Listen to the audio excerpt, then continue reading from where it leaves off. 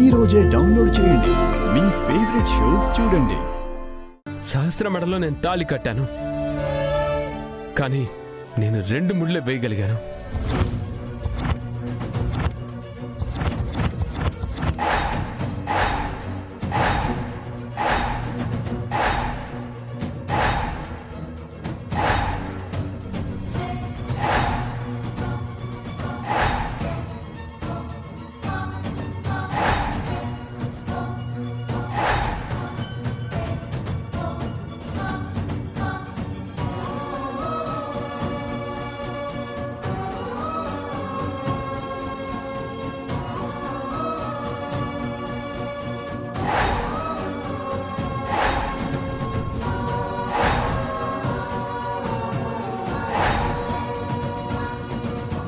మూడో ముడి వేయడానికి నాకు ధైర్యం కూడా సరిపోలేదు.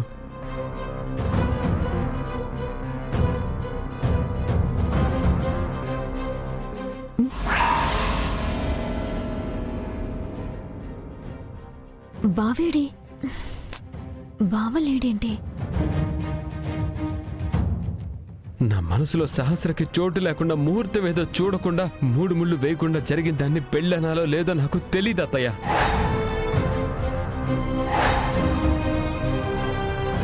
అగ్నిసాక్షి లేకుండా, వేద మంత్రాలు చదవకుండా, పెళ్లి ప్రమాణాలు చేయకుండా, పాణిగ్రహణం జరగకుండా, 7 అడుగులు నడవకుండా, 3 ముళ్ళే వెయ్యకుండా, అప్పగింతలివ్వకుండా జరిగేది పెళ్ళని ఎలా అంటారు విహారీ?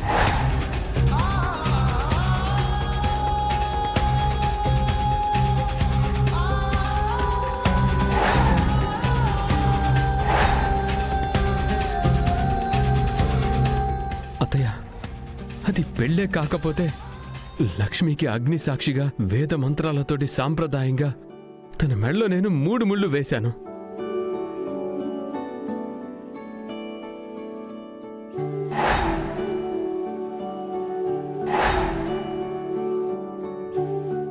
ఆ తరువాత కోయదొరల సమక్షంలో లక్ష్మి మెడలో మరొకసారి 3 ముళ్ళు వేశాను.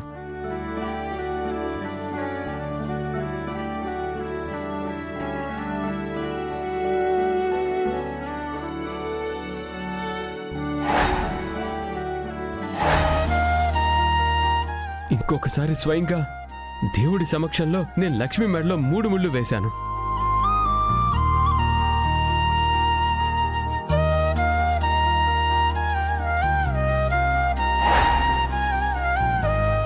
ఇన్నిసార్లు నేను తన మెడలో తాళి కట్టానంటే దాని అర్థమేంటి అత్తయ్య?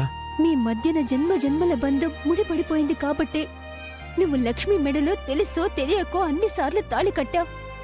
మీ ఇద్దరి అనుబంధం దైవ నిర్ణయం.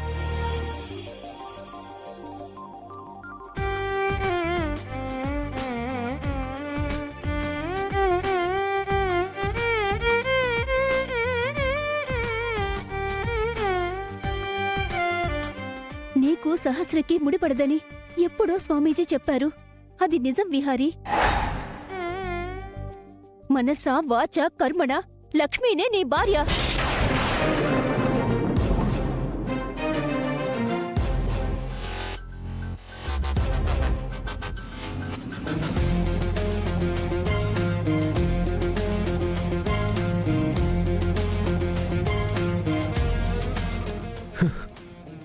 అత్తయ్య, మీ మాటలు వింటుంటే జీవస్యం అయిపోయిన నా మనసుకి ఊపిరందినట్టయింది అత్తయ్య.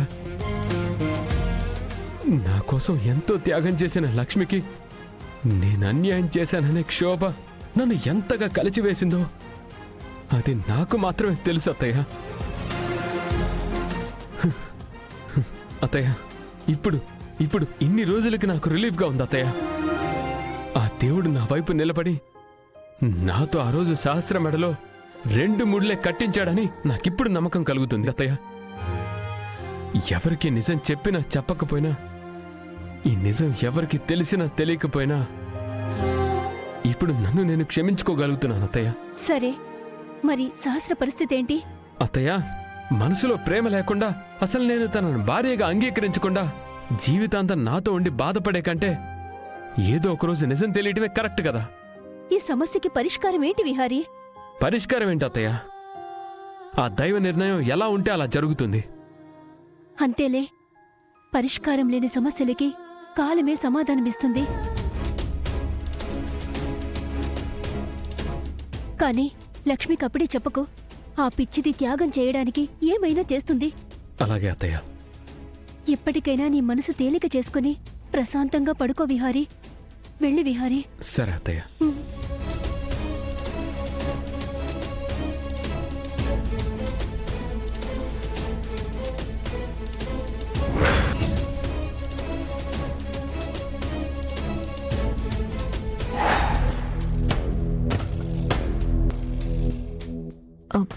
ఏంటి పిన్ని, నువ్వేంటి ఈ రాత్రిపూట ఇక్కడ?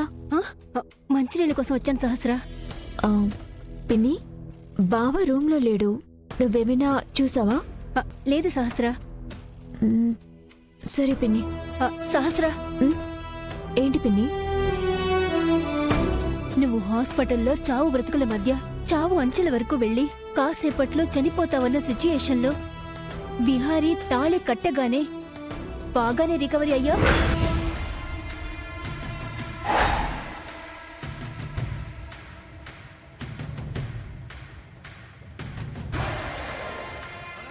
ఆ రోజు నిన్నలా చూసి ఈ రోజు ఇంత చలాకీగా తిరుగుతావని అస్సలు అనుకోలేదు.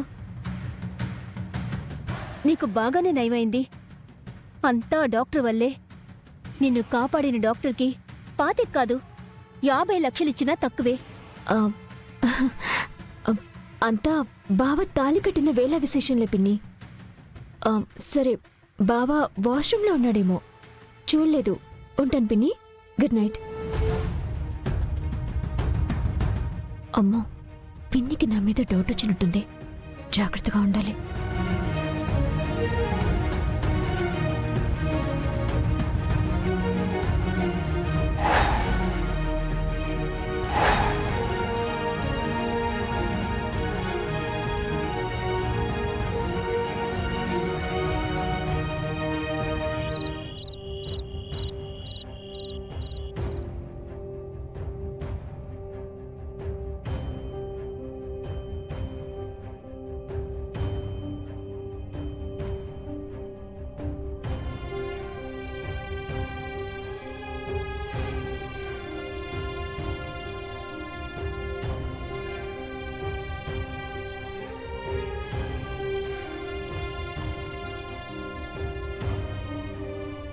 ఏమయ్యా, ఈ ఆల్టప్పుడు ఇక్కడున్నావేంది?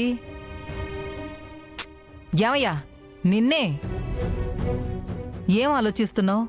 గౌరీ, ఎందుకో నాకు కనకం బాగా గుర్తుకొస్తుంది.